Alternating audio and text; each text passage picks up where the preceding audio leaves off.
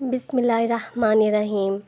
बहुत से लोग कहते हैं कि मैं दुरूद पाक काफ़ी देर से पढ़ रहा हूँ या पढ़ रही हूँ, दुरूद पाक का विर्द भी करती हूँ, सारा दिन कसरत के साथ हम पढ़ते हैं, लेकिन हमें फ़वाइद क्यों नहीं मिलते, हमारी दुआएं कबूल क्यों नहीं हो रही। अगर किसी ने आपको बोला कि ये वाला दुरूद शरीफ पढ़ लो तो आपने वो भी दुरूद शरीफ पढ़ा, किसी ने दूसरा बताया तो आपने उसका भी विर्द किया, तो इस वजह से आप यहाँ एक दिन एक वजीफ़ा करते हो, किसी और के कहने पे दूसरा वजीफ़ा करते हो। देखें, जब हम वर्जिश रोज़ करेंगे तो ही फ़र्क नज़र आएगा। अगर हम कभी कभी वर्जिश करेंगे तो हमें कोई फ़र्क नज़र नहीं आएगा।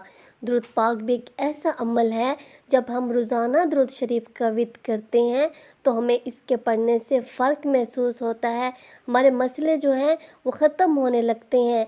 अगर मुसलसल एक चीज़ को जारी रखा जाए तो उससे ज़रूर फ़ायदे मिलते हैं, उससे परेशानियां जो है ख़त्म होते हैं और हमारे जो गुनाह हैं, हमारी दुआ की कबूलियत में रुकावटें बनी होती हैं। वो इसलिए क्योंकि हमारे गुनाह इतने ज़्यादा होते हैं। अगर हम सारा दिन दुरूद पाक का विर्द भी करते हैं, हमारे गुनाह हमें दुरूद पाक से फ़ायदे हासिल नहीं करने देते, रुकावट बन के ठहरे होते हैं। बिल्कुल उसी तरह जब हम रोज़ा खोलने लगते हैं और जब तक हमारे रब का हुक्म नहीं होता, इतनी नेमतें सामने पड़ी होती हैं लेकिन हम नहीं खा सकते, और जब हमारे अल्लाह का हुक्म होता है तब हम खाते हैं। तो दुरूद पाक भी एक ऐसा अमल है। आप दुरूद शरीफ का विर्द करते हैं, कबूल तो वो हर हालत में है।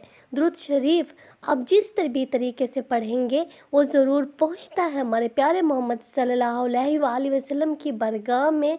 लेकिन एक बात याद रखें, दुरूद पाक से मिलने वाले फ़ायदे जो आप तक पहुंचते हैं, आप तक पहुंचने में बस सेकंड का फ़र्क होता है, तो उसमें जो रुकावटें आई होती हैं वो या तो किसी की आई होती हैं या हमारे अपने गुनाह होते हैं, जो गुनाह हमने गलती से किए होते हैं या जो हमने जानबूझकर किए होते हैं, या किन गुनाहों की हमें ख़बर नहीं होती।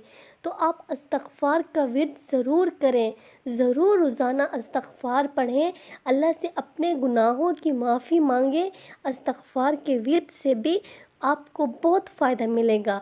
एक तो आप अल्लाह से अपने गुनाहों की माफ़ी मांग रहे हैं, अल्लाह के सामने शर्मिंदा हो रहे हैं।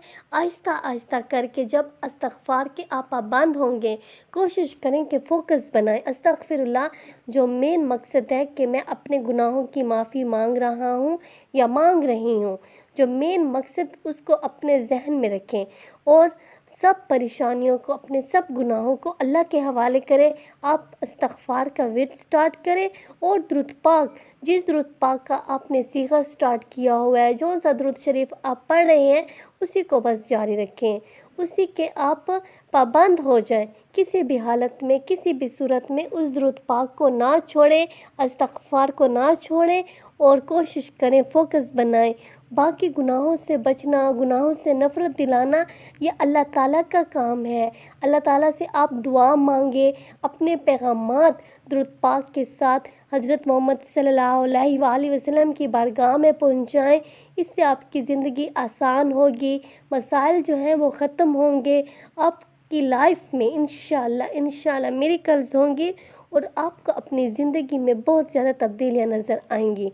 दुरूद पाक को पढ़ते रहें, मोहब्बत से पढ़ें और आप अपनी लाइफ में ख़ुद मिरेकल्स देखेंगे।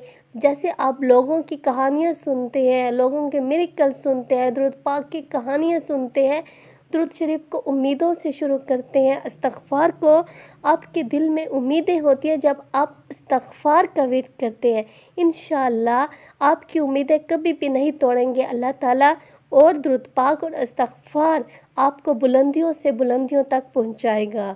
माशाअल्लाह, बस दुरूद शरीफ का विर्द करें और अल्लाह ताला से अपने सब ख्वाबों को पूरा करने की दुआ मांगे। आपको कभी भी अल्लाह ताला मायूस नहीं होने देंगे इंशाअल्लाह।